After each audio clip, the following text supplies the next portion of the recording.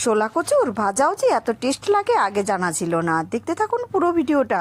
তো কচুটা কেটে ছুলে কুচি কুচি করে কেটে আমি ধুয়ে পরিষ্কার করে নিয়েছি। এইদিকে দেখো আগে থেকে ট্যাংরা মাছ কেটে ধুয়ে পরিষ্কার করে নিয়েছি। এই ট্যাংরা মাছটা দিয়েই কিন্তু আজকে ভাজা করব। তো মাছটার মধ্যে লবণ আর হলুদ দিয়ে আমি মেখে নিচ্ছি। কড়াইয়ের মধ্যে আমি সর্ষের তেল দিয়ে দেবো। তেলটা একটু গরম হলে নেড়ে চেড়ে দেবো।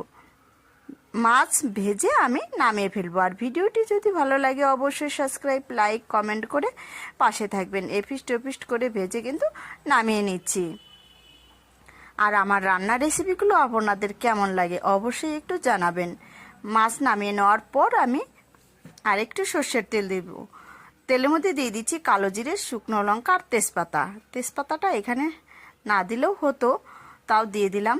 তারপরে কেটে রাখা শোলা কচুগুলো আমি দিয়ে দিচ্ছি। স্বাদ মতো লবণ আর হলুদের গুঁড়ো দিয়ে দিব। এইভাবে করে রান্না করে খেয়ে দেখবেন, অসাধারণ কিন্তু টেস্ট লাগে। দিয়ে দিচ্ছি কয়েকটা কাঁচা লঙ্কা চিরানো।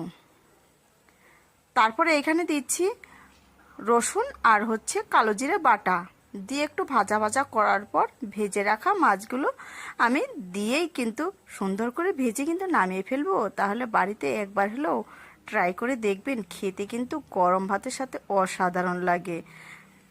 আর কেমন হয়েছে আমার রেসিপিটা